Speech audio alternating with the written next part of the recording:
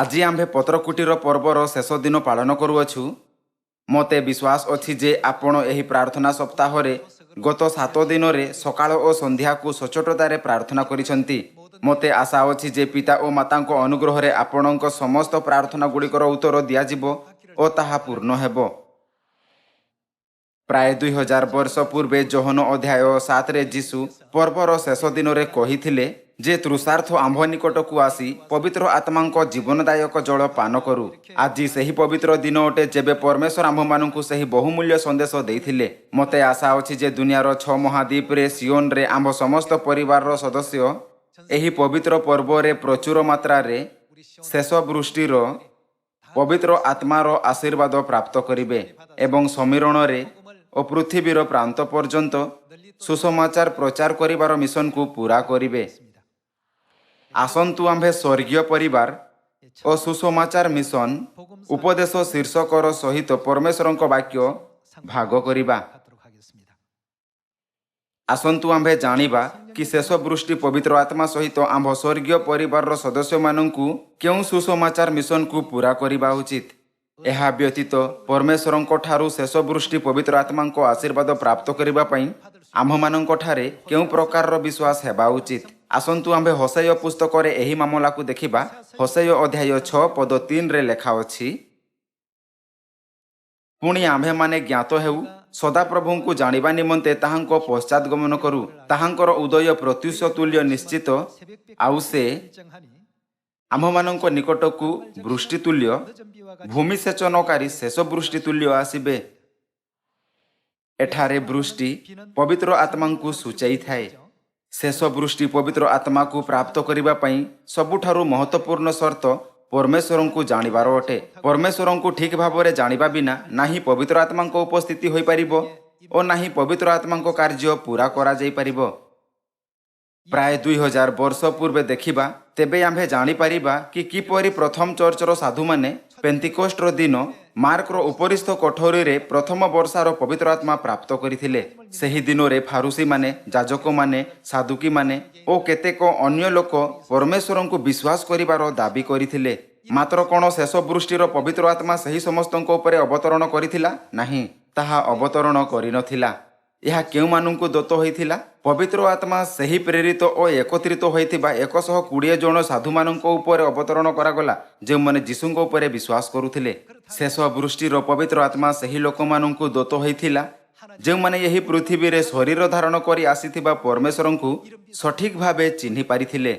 आजि मध्य शेष वृष्टिर पवित्र आत्मा को प्राप्त करिबा पई आम्भमानंक निमंते सबुठारु महत्वपूर्ण शर्त अछि स्वर्गीय पिता और स्वर्गीय मातांको सठिक भाबे बुझामणा हेबा जे एही पृथ्वी को शरीर धारण करी आसिले आउ ताहांको उपरे विश्वास करिबा। जेबे यहा पूरा होई जाय तेबे 2000 वर्ष पूर्वे पेंतिकोस्ट दिनर प्रथम वर्षार पवित्र आत्मा को प्राप्त करिबार मामला एही जुगरे आम्भमानंक शेष वृष्टि पवित्र आत्मा को प्राप्त करिबार सहित समकक्ष होइथाय। आम्भे परमेश्वरंकु जानिबा उचित। यह होसेय अध्याय 6 पद 3 रे अभिलिखित अछि, आसो आम्भे परमेश्वरंकु जानिबा, आसंतु आम्भे परमेश्वरंकु जानिबा पई जतन मध्य करिबा। शेष वृष्टिर पवित्र आत्मा को प्राप्त करिबार यह आम्भमानंक निमंते एक शर्त अटे।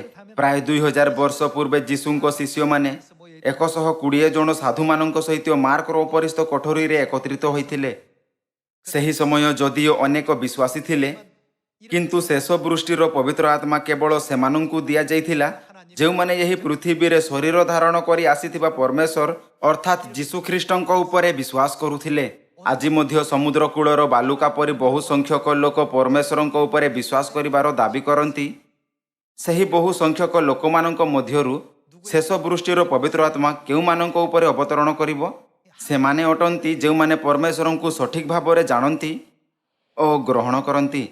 जदियो अनेक धर्मशास्त्री और विश्वासी अछंती किंतु शेष वृष्टिर पवित्र आत्मा सेमानंकु दिया जीव नाही। एपरि काहीकि? एपरि एथिपई कारण सेमाने परमेश्वरंकु जानंती नाही। आम्भे आत्मविश्वास रे कहि परिबा कि सेमाने परमेश्वरंकु जानंती नाही, କାରଣ ସେମାନେ କହନ୍ତି ପିତା ପରମେଶ୍ୱରଙ୍କ ବ୍ୟତୀତ ଅନ୍ୟ କୌଣସି ପରମେଶ୍ୱର ନାହିଁ, କେବଳ ପିତା ପରମେଶ୍ୱର ଅଛନ୍ତି। ପରମେଶ୍ୱରଙ୍କ ବିଷୟରେ ଏହି ଭୁଲ ଅବଧାରଣା ସେମାନଙ୍କୁ ପବିତ୍ର ଆତ୍ମା ପ୍ରାପ୍ତ କରିବାର ପୁରା ସର୍ତ୍ତକୁ ପୁରା କରିବାରୁ ଅବରୋଧ କରୁଅଛି। କିନ୍ତୁ ବାଇବଲ ସ୍ପଷ୍ଟ ରୂପେ ଏହି ବିଷୟର ସାକ୍ଷ୍ୟ ଦେଇଥାଏ କି ଆମ୍ଭମାନଙ୍କ ପାଖରେ ପିତା ପରମେଶ୍ୱର ଓ କିଏ ଅଛନ୍ତି। ଏହା ଆମ୍ଭମାନଙ୍କୁ ପିତା ପରମେଶ୍ୱରଙ୍କ ସହିତ ମାତା ପରମେଶ୍ୱରଙ୍କ ଅସ୍ତିତ୍ୱ ପ୍ରତି ଜାଗୃତ କରିଥାଏ।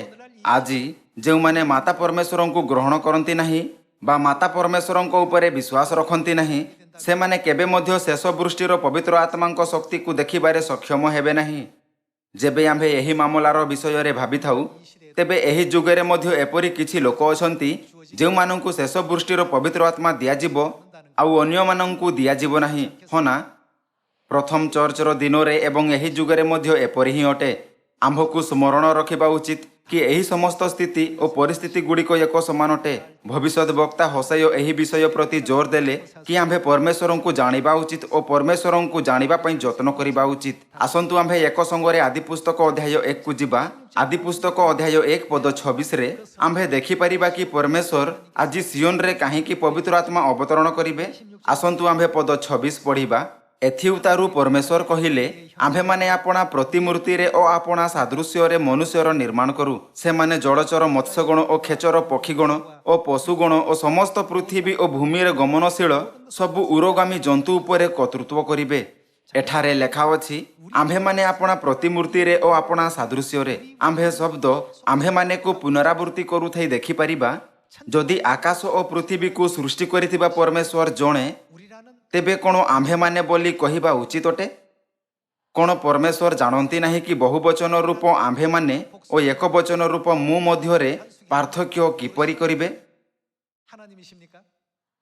କ'ଣ ପରମେଶ୍ୱର ଆକାଶ ଓ ପୃଥିବୀ ଏବଂ ସମସ୍ତ ବସ୍ତୁଗୁଡ଼ିକୁ ଆପଣା ବାକ୍ୟ ଦ୍ୱାରା ନିର୍ମାଣ କଲେ? ପରମେଶ୍ୱର ଯେ ମନୁଷ୍ୟକୁ ନିର୍ମାଣ କଲେ, ସେ ଏହା କହିଲେ ନାହିଁ ମୁଁ, କିନ୍ତୁ କହିଲେ ଆମ୍ଭେମାନେ ଆପଣା ପ୍ରତିମୂର୍ତ୍ତିରେ ଓ ଆପଣା ସାଦୃଶ୍ୟରେ ମନୁଷ୍ୟର ନିର୍ମାଣ କରୁ। ପରମେଶ୍ୱର ବହୁବଚନ ରୂପର ଉପଯୋଗ କରିବା ଓ ଜୋର ଦେବା ଜାରି ରଖିଲେ।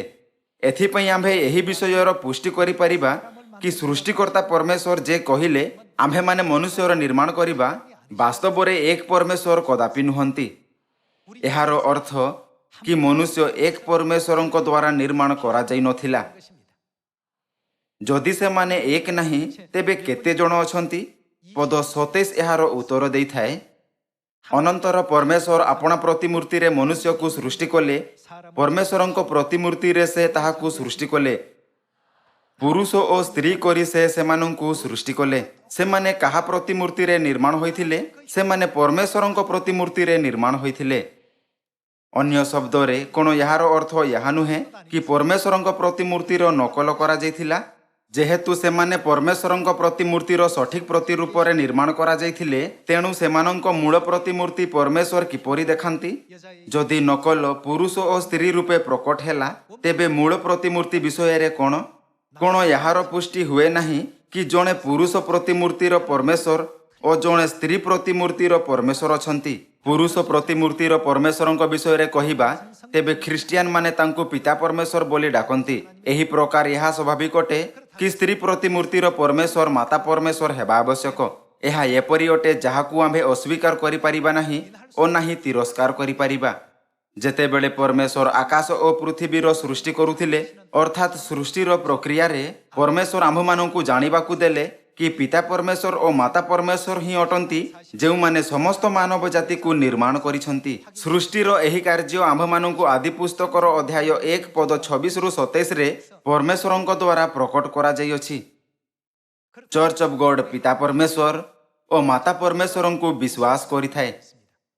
ଯେହେତୁ ଆମ୍ଭେ ପିତା ପରମେଶ୍ୱର ଓ ମାତା ପରମେଶ୍ୱରଙ୍କ ଉପରେ ବିଶ୍ୱାସ କରିଥାଉ, ତେଣୁ ବାଇବଲ ଅନୁସାରେ ପବିତ୍ର ଆତ୍ମା କେଉଁ ଚର୍ଚ୍ଚରେ ଅବତରଣ କରିବେ?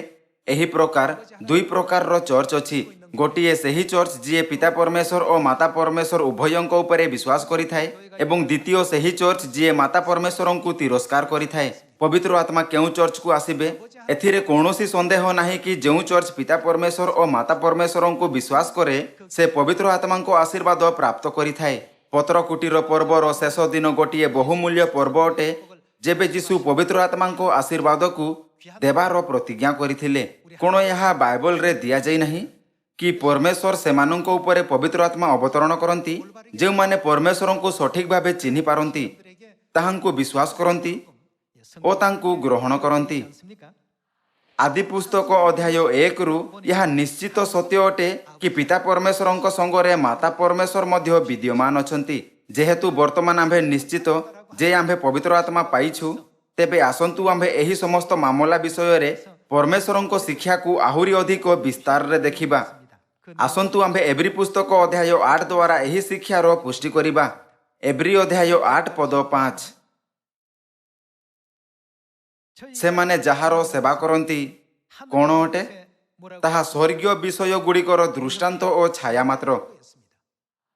ଏଠାରେ ପୃଥିବୀର ଅସଂଖ୍ୟ ବସ୍ତୁ ମଧ୍ୟରୁ ଆସନ୍ତୁ ଆମ୍ଭେ ପରିବାର ପ୍ରଣାଳୀ ଉପରେ ଧ୍ୟାନ ଦେବା।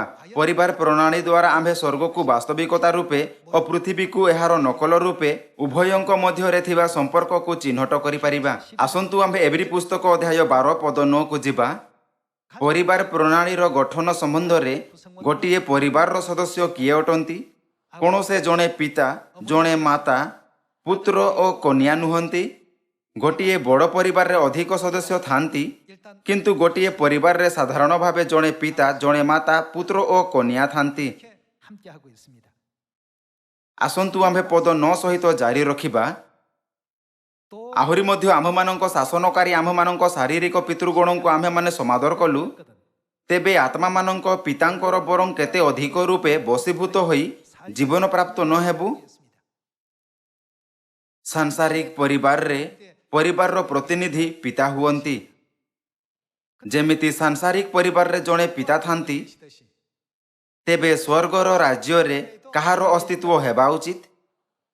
ପରମେଶ୍ୱର ସ୍ୱର୍ଗର ବାସ୍ତବିକତା ଓ ପୃଥିବୀରେ ତାହାର ଛାୟା ମଧ୍ୟରେ ସଠିକ ତୁଳନା କରିଛନ୍ତି। ଯେମିତି ପୃଥିବୀରେ ମାନବ ପିତା ହୁଅନ୍ତି, ସେହିପରି ସ୍ୱର୍ଗରେ ସ୍ୱର୍ଗୀୟ ପିତା ମଧ୍ୟ ହେବା ଉଚିତ। ପୁଣି ଯେମିତିକି ଆପଣ ଜାଣନ୍ତି, ପିତା ଶବ୍ଦର ଉପଯୋଗ କେବଳ ସନ୍ତାନ ହିଁ କରିପାରନ୍ତି। କ'ଣ ଜଣେ ପିତାଙ୍କ ଅସ୍ତିତ୍ୱ ପ୍ରମାଣିତ କରେ ନାହିଁ କି ସନ୍ତାନ ହେବା ଉଚିତ? ଯଦିଓ ଜଣେ ବ୍ୟକ୍ତି 100 ବର୍ଷର ହୋଇଥାଏ କିନ୍ତୁ ସନ୍ତାନ ନ ହେଲେ ସେ ପିତା ହୋଇପାରିବ ନାହିଁ। କ'ଣ ଏହା ସତ୍ୟ ନୁହେଁ? ମାତ୍ର ଜଣେ 20 ବର୍ଷର ବ୍ୟକ୍ତି ମଧ୍ୟ ଏକ ସନ୍ତାନ ହେବା ଦ୍ୱାରା ପିତା ହୋଇପାରିବ, ହଁ ନା? ଯେମିତି ବାଇବଲ କହିଥାଏ, ଯେମିତି ଜଣେ ମାନବ ପିତା ଅଟେ ସେମିତି ହିଁ ଜଣେ ଆତ୍ମିକ ପିତା ହେବା ଉଚିତ। ତେବେ ସାଂସାରିକ ପରିବାର ପ୍ରଣାଳୀରେ ସନ୍ତାନ ମଧ୍ୟ ହୁଅନ୍ତି। କ'ଣ ସେମାନେ ନୁହନ୍ତି ଯେଉଁମାନେ ଆପଣା ପିତାଙ୍କୁ ଡାକନ୍ତି? ଏହି ପ୍ରକାର କ'ଣ ଏମିତି ଆତ୍ମିକ ସନ୍ତାନ ହେବା ଉଚିତ ନୁହେଁ ଯେଉଁମାନେ ପରମେଶ୍ୱରଙ୍କୁ ସ୍ୱର୍ଗରେ ଆମ୍ଭମାନଙ୍କ ପିତା ବୋଲି ଡାକନ୍ତି? ଆସନ୍ତୁ ଆମ୍ଭେ ଏହା ଦେଖିବା ପାଇଁ 2 କରିନ୍ଥିଓକୁ ଯିବା କି ସ୍ୱର୍ଗରେ ଆତ୍ମିକ ସନ୍ତାନ ଅଛନ୍ତି ନା ନାହିଁ। 2 କରିନ୍ଥିଓ ଅଧ୍ୟାୟ 6 ପଦ 17। ଏଣୁ ପ୍ରଭୁ ଏହା କହନ୍ତି, ତୁମ୍ଭେମାନେ ସେମାନଙ୍କ ମଧ୍ୟରୁ ବାହାରି ଆସ ଆଉ ପୃଥକ ହୁଅ ଆଉ ଅଶୁଚି ପଦାର୍ଥ ସ୍ପର୍ଶ କର ନାହିଁ, ପୁଣି ଆମ୍ଭେ ତୁମ୍ଭମାନଙ୍କୁ ଗ୍ରହଣ କରିବା। ଆମ୍ଭେ ତୁମ୍ଭମାନଙ୍କର କ'ଣ ହେବା? ତୁମ୍ଭମାନଙ୍କର ପିତା ହେବା। ପରମେଶ୍ୱର କହିଲେ କି ସେ ଆମ୍ଭମାନଙ୍କ ପିତା ହେବେ। ପୁଣି ତୁମ୍ଭେମାନେ ଆମ୍ଭର କ'ଣ ହେବ? ପୁତ୍ର କନ୍ୟା ହେବ। ଏହା ଠିକ ଭାବରେ ଲେଖା ଅଛି, ତୁମ୍ଭେମାନେ ଆମ୍ଭର ପୁତ୍ର କନ୍ୟା ହେବ। ଏ କିଏ ଅଟନ୍ତି ଯେ ଏହାର ଘୋଷଣା କଲେ? ଆସନ୍ତୁ ଆମ୍ଭେ ଏହି ବାକ୍ୟର ସହିତ ଜାରି ରଖିବା। କିଏ କହିଥାଏ? ଏହା ସର୍ବଶକ୍ତିମାନ ପ୍ରଭୁ ପରମେଶ୍ୱରଙ୍କ ବାକ୍ୟ ଅଟେ। ଏହା କେବଳ ଜଣେ ଯାତ୍ରୀ ଦ୍ୱାରା କୁହାଯାଇଥିବା ଶବ୍ଦ ନୁହେଁ, କିନ୍ତୁ ସ୍ୱୟଂ ପରମେଶ୍ୱର ଆମ୍ଭମାନଙ୍କୁ କହିଛନ୍ତି, ତୁମ୍ଭେମାନେ ଆମ୍ଭର ପୁତ୍ର କନ୍ୟା ହେବ, ଆମ୍ଭେ ତୁମ୍ଭମାନଙ୍କର ପିତା ହେବା। ପିତା, ପୁତ୍ର ଓ କନ୍ୟା, କ'ଣ ଏହି ଉପାଧି ଗୁଡ଼ିକ କେବଳ ଗୋଟିଏ ପରିବାରରେ ଉପଯୋଗ କରାଯାଏ ନାହିଁ?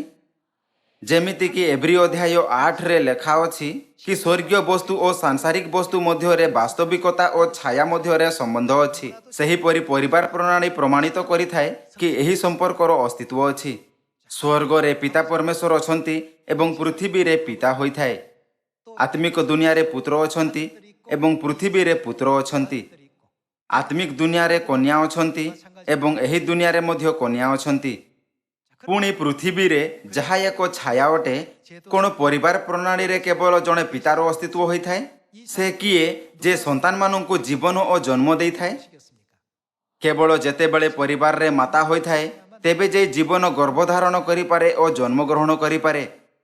ପୁଣି ଯଦି ଏଠାରେ ପୃଥିବୀରେ ମାନବ ପରିବାରରେ ଜଣେ ମାତା ଅଛନ୍ତି, ଯାହା ଏକ ଛାୟା ଅଟେ, ତେବେ କ'ଣ ଆତ୍ମିକ ଦୁନିଆରେ ମଧ୍ୟ ମାତା ହେବା ଉଚିତ ନୁହେଁ, ଯାହା ବାସ୍ତବିକତା ଅଟେ? ହଁ, ସେଠାରେ ଜଣେ ମାତା ହେବା ଆବଶ୍ୟକ। ମୁଁ ଆପଣଙ୍କୁ ଗୋଟିଏ କାହାଣୀ କହିବାକୁ ଚାହିଁବି।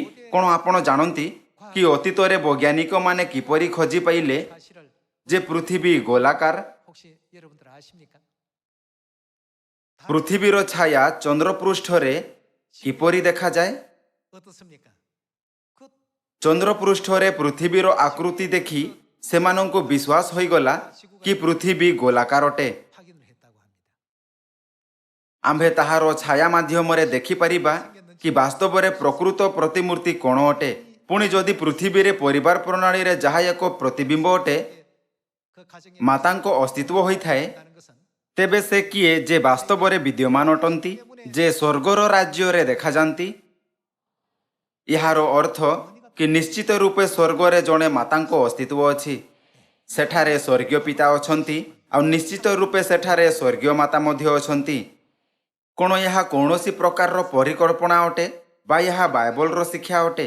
ଆମ୍ଭେ ଏହାର ପୁଷ୍ଟି ନାହିଁ କେବଳ ଆଦି ପୁସ୍ତକ ଅଧ୍ୟାୟ 1ରେ କରିପାରିବା, ମାତ୍ର ଗାଲାତୀୟ ଅଧ୍ୟାୟ 4ରେ ମଧ୍ୟ କରିପାରିବା। ଆମ୍ଭେ ସ୍ପଷ୍ଟ ରୂପେ ଦେଖିପାରିବା କି ମାତା ଶବ୍ଦ ସେଠାରେ ମଧ୍ୟ ଲେଖା ହୋଇଛି। ଏହା ବାଇବଲର ପ୍ରତ୍ୟେକ ସଂସ୍କରଣରେ ଲିପିବଦ୍ଧ ହୋଇଛି। ଇଂରାଜୀ ବାଇବଲ, ମୂଳ ହିବ୍ରୁ ବାଇବଲ ଓ ମୂଳ ଗ୍ରୀକ୍ ବାଇବଲ।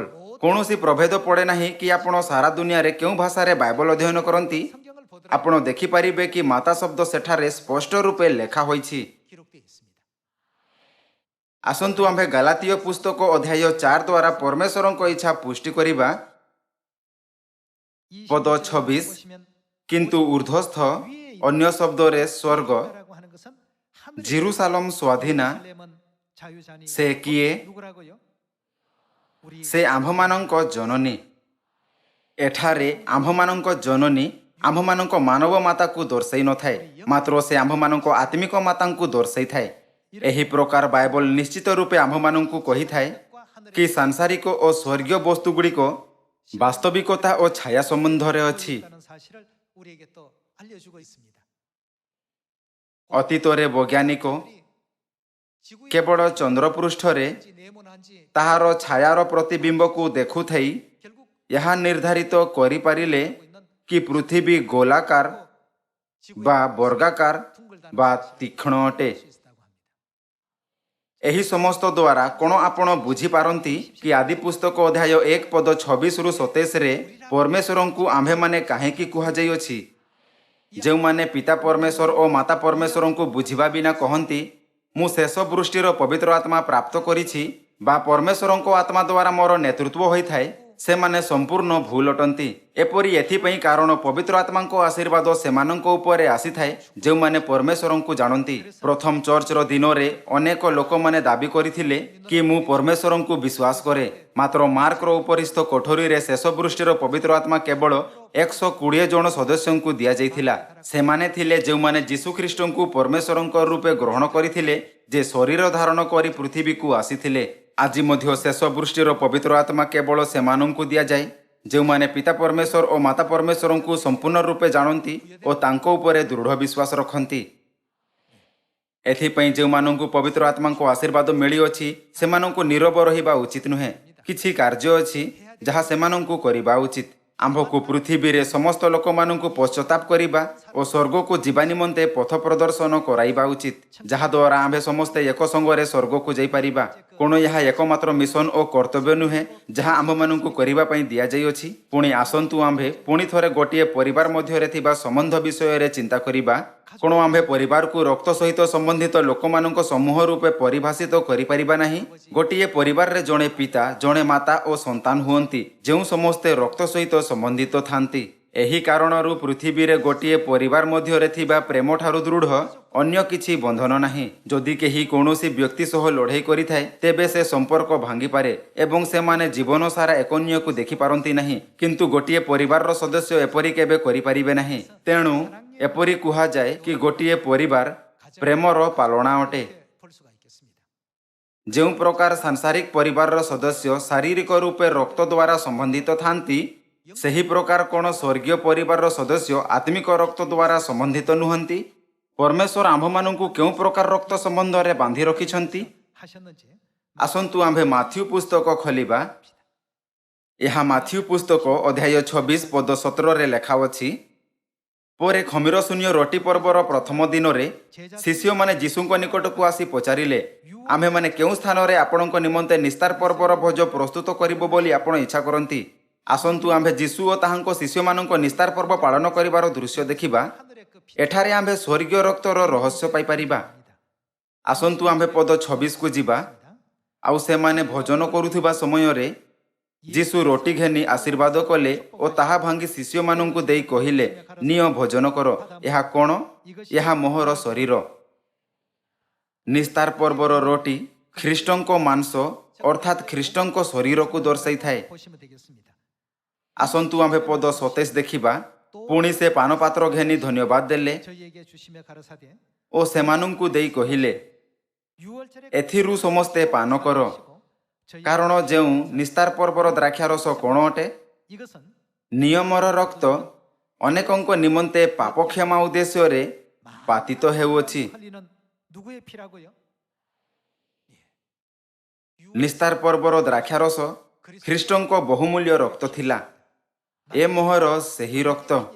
ଯୀଶୁ ଆମ୍ଭମାନଙ୍କୁ ଶିଖାଇଲେ କି ନିସ୍ତାର ପର୍ବର ଦ୍ରାକ୍ଷାରସ ନିୟମର ତାହାଙ୍କ ରକ୍ତ ଅଟେ। ଯଦି ଆମ୍ଭେ ଯୀଶୁ ଖ୍ରୀଷ୍ଟଙ୍କ ମାନବିକ ଦିଗକୁ ବିଚାର କରିବା, ତେବେ ଯଦିଓ ସେ ପରମେଶ୍ୱର ଅଟନ୍ତି, କିନ୍ତୁ ସେ ଜଣେ ପୁରୁଷ ରୂପେ ପ୍ରକଟ ହେଲେ। ଅନ୍ୟ ଶବ୍ଦରେ ସେ ଆମ୍ଭମାନଙ୍କ ପରମେଶ୍ୱର ପିତା ଅଟନ୍ତି। ନିସ୍ତାର ପର୍ବର ରକ୍ତ ପିତା ପରମେଶ୍ୱରଙ୍କ ରକ୍ତ ଥିଲା। ଯେବେ ଯୀଶୁ ଆପଣା ଶିଷ୍ୟମାନଙ୍କୁ ନିସ୍ତାର ପର୍ବର ଦ୍ରାକ୍ଷାରସ ଦେଲେ, ସେତେବେଳେ ସେ କହିଲେ, ଏ ମୋହର ସେହି ରକ୍ତ। ଆମ୍ଭମାନଙ୍କ ପାଖରେ ଖ୍ରୀଷ୍ଟଙ୍କ ବହୁମୂଲ୍ୟ ଶରୀର ଓ ରକ୍ତ ହେବା ଉଚିତ, ଯାହା ଅମର ଅଟେ। କେବଳ ଯେଉଁମାନଙ୍କ ପାଖରେ ଆପଣା ପିତାମାତାଙ୍କ ମାଂସ ଓ ରକ୍ତ ହୋଇଥାଏ, ସେମାନଙ୍କୁ ହିଁ ତାହାଙ୍କ ସନ୍ତାନ ବୋଲି ବିବେଚନା କରାଯାଇପାରେ, ହଁ ନା? ତେବେ କ'ଣ ହେବ ଯଦି ଆମ୍ଭେ ନୂତନ ନିୟମ ନିସ୍ତାର ପର୍ବର ପବିତ୍ର ଭୋଜର ସତ୍ୟରେ ଅଂଶୀ ହେବାରୁ ବିଫଳ ହେବା? କ'ଣ ଆମ୍ଭେ ପରମେଶ୍ୱରଙ୍କ ସନ୍ତାନ ହୋଇପାରିବା? ନାହିଁ, ଆମ୍ଭେ ହୋଇପାରିବା ନାହିଁ। ଯେଉଁ ପ୍ରକାର ଗୋଟିଏ ମାନବ ପରିବାରର ସଦସ୍ୟ ଶାରୀରିକ ରୂପେ ରକ୍ତ ଦ୍ୱାରା ସମ୍ବନ୍ଧିତ ହୁଅନ୍ତି, ସେହି ପ୍ରକାର ଆତ୍ମିକ ପରିବାରର ସଦସ୍ୟ ନୂତନ ନିୟମର ନିସ୍ତାର ପର୍ବ ଦ୍ୱାରା ଆତ୍ମିକ ରୂପେ ରକ୍ତ ଦ୍ୱାରା ସମ୍ବନ୍ଧିତ ହୁଅନ୍ତି। ଆମ୍ଭେ ଦେଖିପାରିବା କି ରକ୍ତ ଦ୍ୱାରା ବନ୍ଧା ହୋଇଥିବା ଶାରୀରିକ ସମ୍ବନ୍ଧ ଆତ୍ମିକ ସମ୍ବନ୍ଧରେ ଦେଖାଯାଉଥିବା ବାସ୍ତବିକତାର ଛାୟା ଅଟେ, ଆଉ ତାହା ମଧ୍ୟ ରକ୍ତ ଦ୍ୱାରା ସମ୍ବନ୍ଧିତ ଅଛି। ଏଥିରେ କୌଣସି ସନ୍ଦେହ ନାହିଁ କି ଆମ୍ଭେ ପରମେଶ୍ୱରଙ୍କ ସନ୍ତାନ ଅଟୁ। ଏହା ନିଶ୍ଚିତ ଅଟେ କି ଆମ୍ଭମାନଙ୍କ ପାଖରେ ପିତା ପରମେଶ୍ୱର ଓ ମାତା ପରମେଶ୍ୱର ମଧ୍ୟ ଅଛନ୍ତି। ବାଇବଲ କହିଥାଏ କି ପବିତ୍ର ଆତ୍ମା ପ୍ରାପ୍ତ କରିବା ପାଇଁ ପରମେଶ୍ୱରଙ୍କୁ ଜାଣିବା ଏକ ପୂର୍ବ ସର୍ତ୍ତ ଅଟେ। ଏହି ପ୍ରକାର ଆମ୍ଭକୁ ପିତା ପରମେଶ୍ୱର ଓ ମାତା ପରମେଶ୍ୱରଙ୍କ ସଙ୍ଗରେ ନୂତନ ନିୟମର ନିସ୍ତାର ପର୍ବର ରକ୍ତରେ ମଧ୍ୟ ସମ୍ପୂର୍ଣ୍ଣ ବିଶ୍ୱାସ ହେବା ଉଚିତ। କ'ଣ ଏହି ସତ୍ୟ ଦ୍ୱାରା ପରମେଶ୍ୱର ପୁଷ୍ଟି କରନ୍ତି ନାହିଁ କି ଆମ୍ଭେ ତାହାଙ୍କ ସନ୍ତାନ ଅଟୁ? ଆସନ୍ତୁ ଆମ୍ଭେ ରୋମିଓ ପୁସ୍ତକ ଅଧ୍ୟାୟ 8କୁ ଯିବା। ମୁଁ ପରମେଶ୍ୱରଙ୍କ ସନ୍ତାନ, ପରମେଶ୍ୱର ମୋହର ପିତା, ଏହା ଏପରି କିଛି ନୁହେଁ ଯେଉଁଥିରେ ଆମ୍ଭେ ସ୍ୱୟଂ ଦାବି କରିପାରିବା। କ'ଣ କେହି ଏପରି ହେବା ଉଚିତ ନୁହେଁ ଯେ ଏହାର ସାକ୍ଷୀ ହୋଇପାରିବ? ଜଣେ ସାକ୍ଷୀ ଅଛନ୍ତି ଯେ ଏହି ବିଷୟରେ ସାକ୍ଷ୍ୟ ଦିଅନ୍ତି କି ଆମ୍ଭେ ପରମେଶ୍ୱରଙ୍କ ସନ୍ତାନ ଅଟୁ। ଆମ୍ଭମାନଙ୍କ ସାକ୍ଷୀ କିଏ ଅଟନ୍ତି? ପବିତ୍ର ଆତ୍ମା ଆମ୍ଭମାନଙ୍କ ସାକ୍ଷୀ ହୋଇଅଛନ୍ତି। ଆସନ୍ତୁ ଆମ୍ଭେ ରୋମିଓ ଅଧ୍ୟାୟ 8 ପଦ 16 ଦେଖିବା। ଆମ୍ଭେମାନେ କାହାର ସନ୍ତାନ? ଈଶ୍ୱରଙ୍କ ସନ୍ତାନ ବୋଲି ସେହି ଆତ୍ମା ସ୍ୱୟଂ ଆମ୍ଭମାନଙ୍କ ଆତ୍ମା ସହିତ ସାକ୍ଷ୍ୟ ପ୍ରଦାନ କରନ୍ତି। ପବିତ୍ର ଆତ୍ମା ସାକ୍ଷ୍ୟ ଦିଅନ୍ତି କି ଆମ୍ଭେ ପରମେଶ୍ୱରଙ୍କ ସନ୍ତାନ ଅଟୁ। ପବିତ୍ର ଆତ୍ମା କାହିଁକି ସାକ୍ଷ୍ୟ ଦିଅନ୍ତି କି ଆମ୍ଭେ ପରମେଶ୍ୱରଙ୍କ ସନ୍ତାନ ଅଟୁ? ଏପରି ଏଥିପାଇଁ ଅଟେ କାରଣ ଆମ୍ଭେ ପରମେଶ୍ୱରଙ୍କ ମାଂସ ଓ ରକ୍ତକୁ ଉତ୍ତରାଧିକାରୀ ରୂପେ ପାଇଅଛୁ। ଏହା ନିଶ୍ଚିତ ରୂପେ DNA ପରୀକ୍ଷଣ ମାଧ୍ୟମରେ ସିଦ୍ଧ କରାଯାଇପାରିବ। ଆମ୍ଭମାନଙ୍କ ପାଖରେ ପରମେଶ୍ୱରଙ୍କ ମାଂସ ଅଛି, ସଙ୍ଗରେ ପରମେଶ୍ୱରଙ୍କ ରକ୍ତ ମଧ୍ୟ ଅଛି। ପରମେଶ୍ୱର ଏହି ତଥ୍ୟ ଆମ୍ଭକୁ ସ୍ପଷ୍ଟ କରିଅଛନ୍ତି। ଆସନ୍ତୁ ଆମ୍ଭେ ପୁଣି ଥରେ ପଦ 16 ଦେଖିବା। ଆମ୍ଭେମାନେ ଈଶ୍ୱରଙ୍କ ସନ୍ତାନ ବୋଲି ସେହି ଆତ୍ମା ସ୍ୱୟଂ ଆମ୍ଭମାନଙ୍କ ଆତ୍ମା ସହିତ ସାକ୍ଷ୍ୟ ପ୍ରଦାନ କରନ୍ତି। ଆଉ ଯଦି ସନ୍ତାନ, ତେବେ ଉତ୍ତରାଧିକାରୀ, ଅର୍ଥାତ୍ ଯଦି ଖ୍ରୀଷ୍ଟଙ୍କ ସହିତ ଗୌରବାନ୍ୱିତ ମଧ୍ୟ ହେବା ନିମନ୍ତେ ଆମ୍ଭେମାନେ ତାହାଙ୍କ ସଙ୍ଗରେ କ'ଣ କରୁ? ଦୁଃଖ ଭୋଗ କରୁ, ତେବେ ଈଶ୍ୱରଙ୍କ ଉତ୍ତରାଧିକାରୀ ଓ ଖ୍ରୀଷ୍ଟଙ୍କ ସହ ଉତ୍ତରାଧିକାରୀ ଅଟୁ। କ'ଣ ଦୁଃଖ ତେବେ ଆସିଥାଏ ଯେବେ ଆମ୍ଭେ ଆରାମରେ ବସିଥାଉ ଓ କିଛି ମଧ୍ୟ କରିନଥାଉ? ପ୍ରେରିତ ପାଉଲ କାହିଁକି ଦୁଃଖ ଭୋଗ କଲେ ଓ ପ୍ରେରିତ ପିତର କାହିଁକି ଦୁଃଖ ଭୋଗ କଲେ? ସ୍ୱର୍ଗୀୟ ପରିବାରର ସଦସ୍ୟଙ୍କ ରୂପେ ସେମାନେ ସୁସମାଚାରର ଅର୍ଥାତ୍ ପିତା ଓ ମାତାଙ୍କ ବିଷୟରେ ସତ୍ୟର ପ୍ରଚାର କରୁଥିଲେ। ସେହି ପ୍ରକ୍ରିୟାରେ ସେମାନଙ୍କ ସହିତ କ'ଣ ହେଲା? ସେମାନେ ବହୁତ ଦୁଃଖ ଦେଇଗଲେ। बाइबल आमମାନଙ୍କୁ କହିଥାଏ କି ଯେଉଁମାନେ ପରମେଶ୍ୱରଙ୍କ ଉପରେ ବିଶ୍ୱାସ କରନ୍ତି ନାହିଁ ସେମାନେ ବିଶ୍ୱାସ କରୁଥିବା ଲୋକମାନଙ୍କୁ ଅର୍ଥାତ୍ ପ୍ରତିଜ୍ଞାର ସନ୍ତାନମାନଙ୍କୁ ନିର୍ଯାତନା କରିବେ, ଠିକ୍ ଯେମିତି ଇସ୍ମାଏଲ ଇସାକଙ୍କୁ ନିର୍ଯାତନା କରିଥିଲା। ସେହି ଦୁଃଖ ଓ ଅସୁବିଧାରୁ ଜୟ ପାଇବାରେ ଆମମାନଙ୍କୁ ସାହାଯ୍ୟ କରିବା ପାଇଁ ପରମେଶ୍ୱର ଆମମାନଙ୍କୁ ପବିତ୍ର ଆତ୍ମାଙ୍କ ଦାନ ଦିଅନ୍ତି। ଏଥିପାଇଁ ବାଇବଲ ଆମମାନଙ୍କୁ ପବିତ୍ର ଆତ୍ମାଙ୍କ ସମସ୍ତ ଅସ୍ତ୍ର ଧାରଣ କରିବା ଓ ଆତ୍ମବିଶ୍ୱାସରେ ଆପଣା ସୁସମାଚାର ସେବା କାର୍ଯ୍ୟକୁ ପୂରା କରିବାକୁ କହିଥାଏ।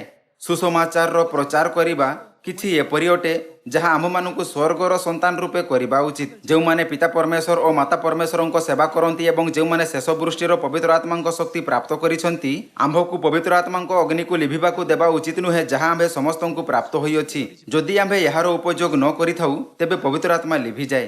ଏଥିପାଇଁ ଏହା ଆବଶ୍ୟକ ଅଟେ କି ଆମ୍ଭେ ପବିତ୍ର ଆତ୍ମାଙ୍କ ଶକ୍ତିର ଉପଯୋଗ କରୁଥିବା। ଆସନ୍ତୁ ଆମ୍ଭେ ସମସ୍ତେ ଆମ୍ଭର ପ୍ରତିଭାକୁ ଦ୍ୱିଗୁଣିତ କରିବା। ଯେଉଁମାନଙ୍କ ପାଖରେ 5 ତୋଡ଼ା ଅଛି ସେମାନଙ୍କୁ 10ରେ ପରିବର୍ତ୍ତନ କରିବା ଉଚିତ, ଆଉ ଯେଉଁମାନଙ୍କ ପାଖରେ 2 ତୋଡ଼ା ଅଛି ସେମାନଙ୍କୁ 4ରେ ପରିବର୍ତ୍ତନ କରିବା ଉଚିତ। ଏହି ପ୍ରଚାର ସପ୍ତାହ ସମୟରେ ଆମ୍ଭେ ସମୀରଣ ଓ ପୃଥିବୀର ପ୍ରାନ୍ତ ପର୍ଯ୍ୟନ୍ତ ମଧ୍ୟ ସୁସମାଚାରର ପ୍ରଚାର କରି ପ୍ରଚୁର ମାତ୍ରାରେ ଉତ୍ତମ ଫଳ ପ୍ରାପ୍ତ କରିପାରିବା। ଆଜି ଶେଷ ଦିନ ଅଟେ, କିନ୍ତୁ ଆଜିଠାରୁ ମୁଁ ଆଶା କରୁଅଛି କି ପରମେଶ୍ୱରଙ୍କ ସୁସମାଚାରର କାର୍ଯ୍ୟର ମିଶନ ଆଗ୍ରହର ସହିତ ପୂରା କରାଯିବ ଓ ଏହି ସମସ୍ତ ଅନୁଗ୍ରହପୂର୍ବକ ପୂରା ହେବ।